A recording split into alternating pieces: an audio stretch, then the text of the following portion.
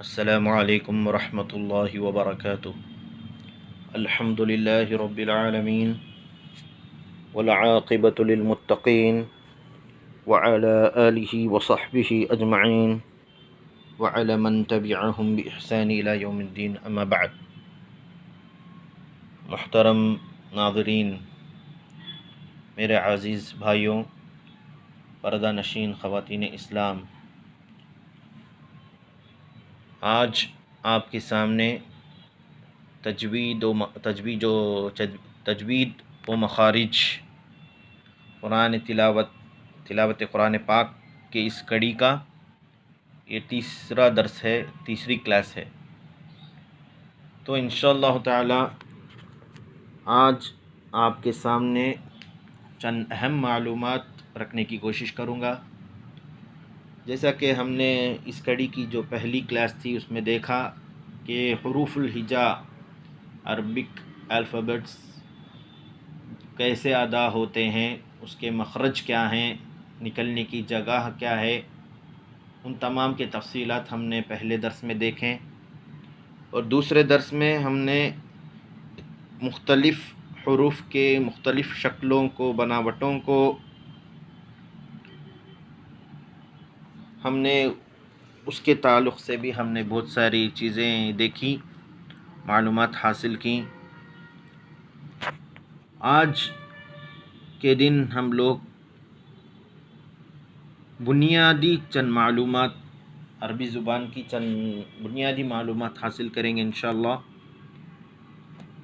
اور ایسے جو نکات ہیں، ایسے جو پوائنٹس ہیں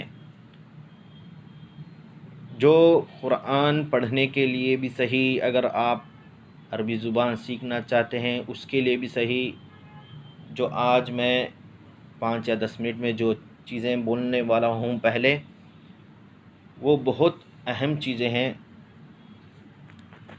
بنا سکپ کیے اس ویڈیو کو دیکھیں۔ ان معلومات کے بعد آج کا جو اصل درس ہے اس کے طرف انشاءاللہ رجوع کریں گے۔ پہلے جو عربی زبان کے اندر ہم لوگ، چاہے وہ قرآن پڑھنے کے لیے آپ سیکھ رہے ہوں یا عربی زبان سیکھنا چاہتے ہوں، تو بنیادی چیز ہے، ہر زبان کی بنیادی چیز ہے کہ اس کے جو حروف الہجا ہوتے ہیں، الفابیٹس ہوتے ہیں، ان کو سکھایا جاتا ہے۔ تو عربی زبان کے جو حروف الہجا ہیں، الفابیٹس ہیں، تو اس کا جو پہلا حرف ہے وہ الف ہے۔ تو اگر آپ عربی زبان کی جو حروف ہیں اگر سیکھیں گے تو پہلا جو حرف پڑھایا جاتا ہے، سکھایا جاتا ہے، وہ ہے الف۔ اور اسی حروف الہجا میں اور ایک حرف آتا ہے، وہ ہے حمزہ۔ ان دونوں کے تعلق سے چند اہم معلومات آج انشاءاللہ حاصل کریں گے۔ معلومات انشاءاللہ یہ جو اہم معلومات ہیں اس کو بغور دیکھیں اور سمجھنے کی کوشش کریں۔ الف اور حمزہ میں کیا فرق ہے، ان دونوں کے اندر کیا بنیادی فرق ہے، اس کے تعلق سے ہم لوگ آج انشاءاللہ دیکھیں گے۔ تو اصل میں جو الف اور حمزہ میں جو فرق، واضح فرق ہے، وہ ہے اس کی بناوٹ، اس کا شیپ۔ الف کو دیکھیے کہ ایک لکیر جیسا ہے، لمبی لکیر ہے، اور حمزہ دیکھیے اس شکل میں آتا ہے۔ لیکن اس کے اندر جو بنیادی جو فرق ہے وہ ہے اس کی ادائیگی، اس کا جو ادا کرنے کا طریقہ ہے۔ وہ الف ایسا حرف ہے جس کا ادا کرنا، جس کی ادائیگی نہیں ہو سکتی۔ اگر الف کہیں خالی آتا ہے تو اسے کہیں سے بھی نہیں پڑھ سکتے اور نہ سمجھ سکتے ہیں۔ الف کے لیے اگر الف کو آپ پڑھنا چاہتے ہیں، الف کو آپ ادا کرنا چاہتے ہیں، تو یہ کسی اور علامت کے سہارے آئے گا، جیسا کہ زبر ایک ایسی علامت ہے جو اگر الف کے ساتھ آتا ہے تو زبر کے جو ادائیگی کو ہم لوگ کھینچ کے پڑھتے ہیں، اسی کے لیے الف استعمال ہوتا ہے۔ اگر الف کہیں خالی آیا تو سمجھ لیجئے وہاں پر ہم لوگ اس الف کو ادا نہیں کریں گے، ادا نہیں کر پائیں گے، کر نہیں سکتے، اس لیے کہ الف کی کوئی حیثیت نہیں ہے، اور اگر وہ الف فتحہ کے ساتھ زبر کے ساتھ آتا ہے تبھی اس کا ویلیو ہوتا ہے، تبھی اس کی ضرورت محسوس ہوتی ہے۔ اور حمزہ ایک ایسا حرف ہے حروف الہجا میں جو کہ بہت ہی کم جگہوں میں اس مکمل شکل میں استعمال ہوتا ہے۔ آپ اکثر جگہوں میں دیکھیں گے تو یہ حمزہ کہیں پر الف کے سہارے آیا، کہیں دیکھا تو واو کے سہارے آیا، اور کہیں دیکھا تو یا کے سہارے آتا ہے۔ تو الف آ کے کبھی بھی اکیلا بہت کم ہی متحرک ہوتا ہے، بہت کم ہی آتا ہے، بجائے اس کے کہ یہ حمزہ بہت سارے جگہوں میں کسی اور حرف کے سہارے، کسی اور ایک حرف کے سپورٹ کے ساتھ ہی آتا ہے، اس کے بغیر بہت ہی کم جگہوں میں یہ دکھائی دیتا ہے۔ اکثر لوگ الف اور حمزہ میں فرق نہیں کر پاتے۔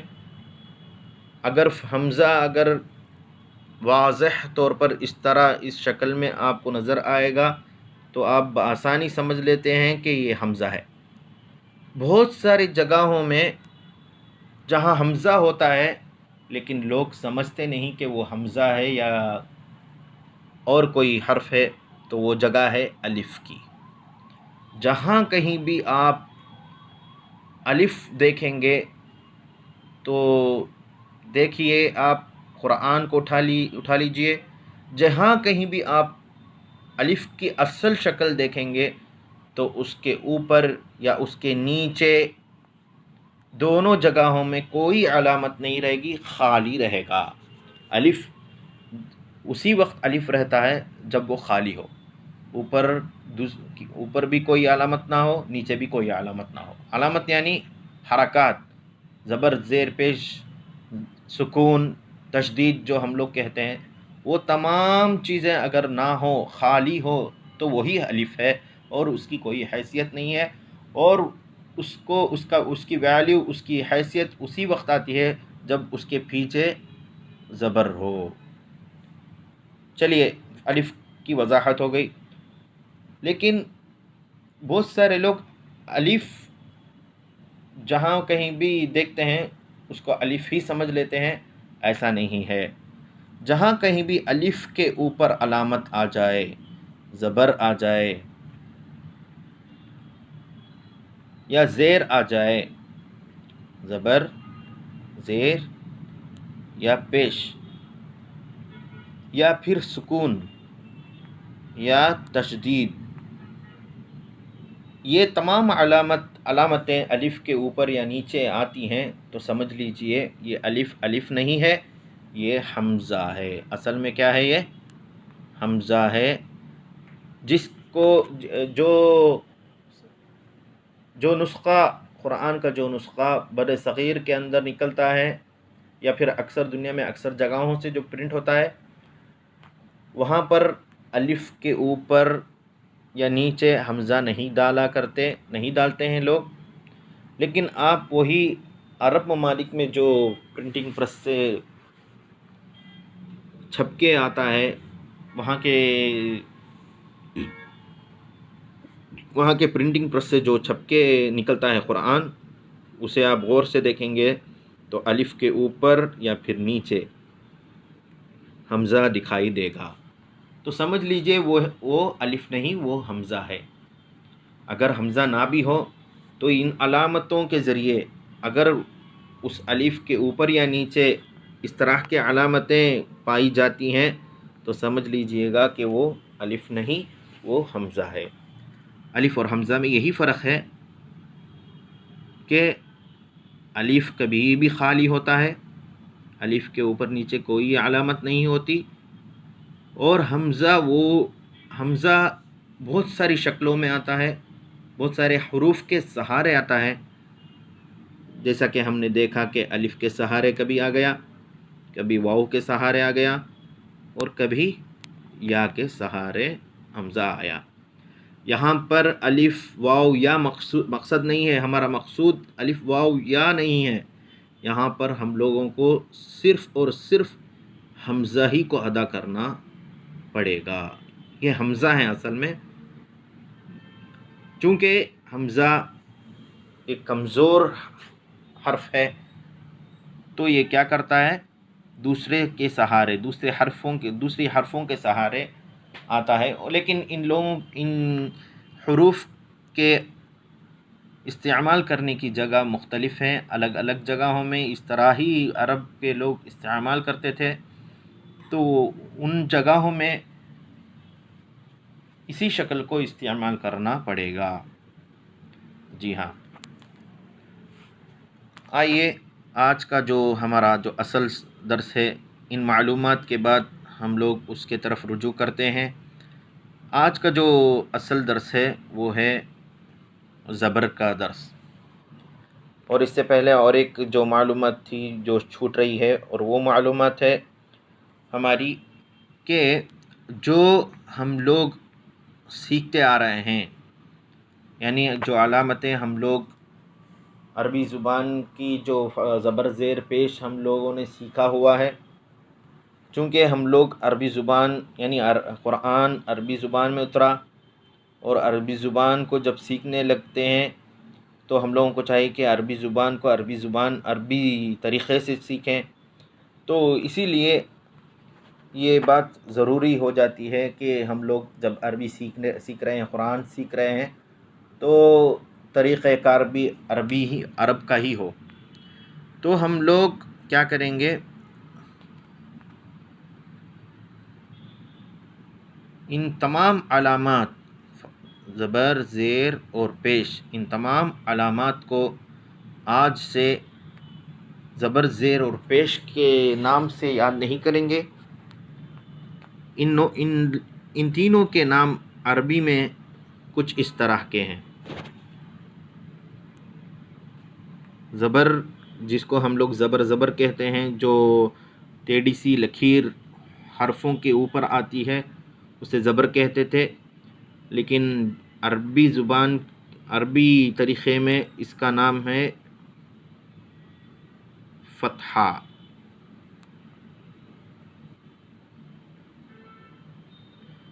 زبر کا نام ہے اصل میں فتحہ۔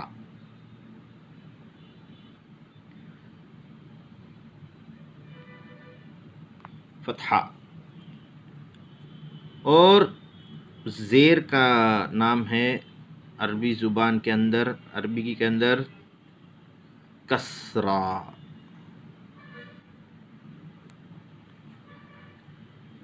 عربی زبان کے اندر زیر کا نام ہے کسرہ۔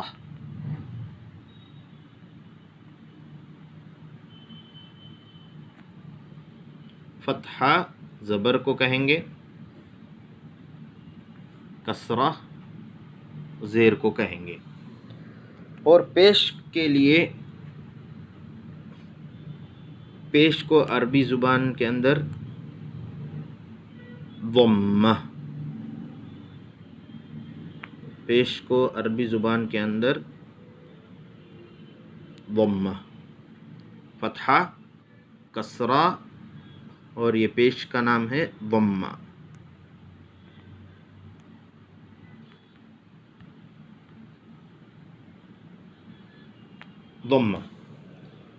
یہی جو اہم معلومات ہیں وہ یہی ہیں، بنیادی معلومات ہیں، اور ساری چیزیں ہیں، لیکن ان چیزوں کو آپ لوگ ازبر کر لیں، سمجھ لیں، آپ کے لیے قرآن سیکھنے کے لیے بھی یہ آسانی ہو جائے گی، اور اگر آپ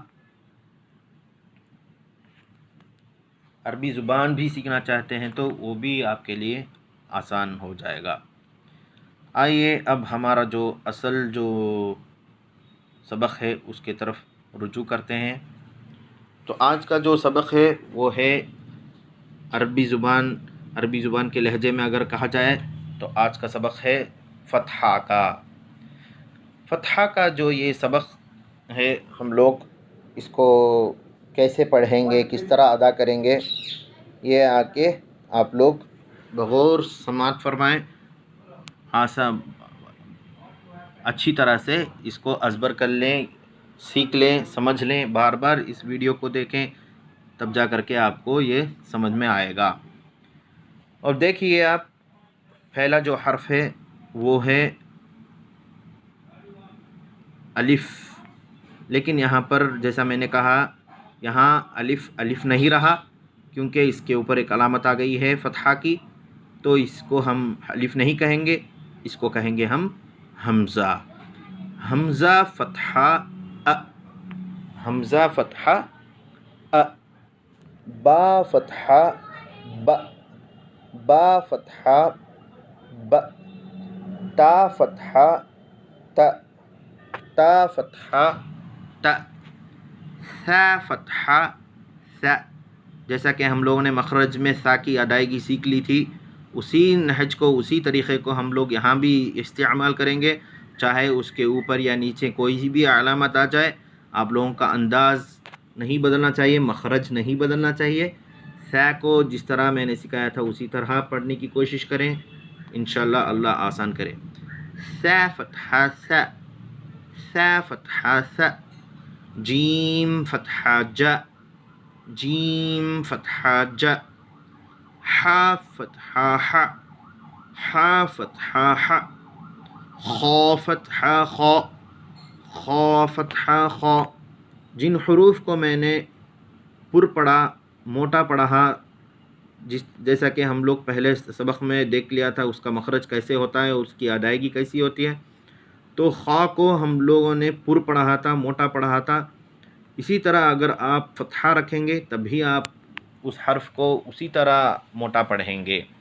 خا فتحہ خا، خا فتحہ خا، دال فتحہ د، دال فتحہ د، ذال فتحہ ذ، ذال فتحہ ذ، را فتحہ را، را فتحہ را، ز فتحہ ز، ز فتحہ ز، سین فتحہ س، سین فتحہ س، شین فتحہ ش، شین فتحہ ش، صاد فتحہ صا، صاد فتحہ صا، ضاد فتحہ ضا، ضاد فتحہ ضا، طا فتحہ طا، طا فتحہ طا، ظا فتحہ ظا، ظا فتحہ ظا، عین فتحہ ع، عین فتحہ ع، غین فتحہ غا، غین فتحہ غا، قاف فتحہ قا، معاف کریں، فا فتحہ فا، فا فتحہ فا، قاف فتحہ قا، قاف فتحہ قا، کاف فتحہ کا، کاف فتحہ کا، لام فتحہ ل، لام فتحہ ل، میم فتحہ م، میم فتحہ م، نون فتحہ ن، نون فتحہ ن، واو فتحہ و، واو فتحہ و، ہا فتحہ ہ، ہا فتحہ ہ، حمزہ فتحہ ا، حمزہ فتحہ ا۔ جیسا کہ ہم نے کہا تھا کہ الف کے اوپر یا نیچے کوئی بھی علامت آ جائے تو وہ حمزہ ہوتا ہے۔ یہاں پر چونکہ جو اصل جو حمزہ ہے وہ بھی یہاں پر دکھایا گیا ہے، یہاں پر لکھا ہوا ہے، تو وہ بھی حمزہ ہوا، یہ بھی حمزہ ہوا، اس کی بناوٹ الگ ہے، اس کی بناوٹ الگ ہے۔ یا فتحہ یا، یا فتحہ یا، یا فتحہ یا فتحہ یا، عربی کے اندر یہ جو پہلے جو ہم یا آئی ہے وہی یا استعمال ہے، اور بعض جو یا آئی ہے اس کا استعمال نہیں ہے، یہ اردو والی یا ہے۔ بہرحال ان دونوں چیزوں میں آپ لوگ فرق کر لیں۔ اس کے بعد کا جو مشقی جو یہ سبق ہے وہ بھی دیکھ لیں، یہ بھی پڑھ کے آپ لوگ ازبر کر لیں، پریکٹس کریں گھر میں، اور اس کو کیا کریں اپنے مشق کے اندر رکھ لیں، ریوائز کرتے رہیں، ریویژن کے اندر ان تمام اسباق کو رکھ لیں۔ دال فتحہ دا، را فتحہ را، در، سین فتحہ سا، درس، واو فتحہ و، دال فتحہ دا، ود، عین فتحہ ع، ودع، عین فتحہ ع، با فتحہ ب، عب، دال فتحہ د، عبد، کاف فتحہ ک، سین فتحہ س، کس، با فتحہ ب، کسب۔ یہاں پر کہیں بھی ہم نے کیا نہیں کیا، آواز کو اونچی نہیں کی، یعنی کسی بھی حرف کو ہم نے فتحہ کے ساتھ جب ادا کیا تو کھینچا نہیں، تو اسی طرح آپ لوگوں کو بھی پڑھنا چاہیے۔ دال فتحہ د، خا فتحہ خ، دخ، لام فتحہ ل، دخل، با فتحہ ب، لام فتحہ ل، بل، غین فتحہ غ، بلغ، واو فتحہ و، جیم فتحہ ج، وج، دال فتحہ د، وجد، سین فتحہ س، جیم فتحہ ج، سج، دال فتحہ د، سجد۔ آئیے اب روانگی کے ساتھ اس کو پڑھنے کی کوشش کریں گے۔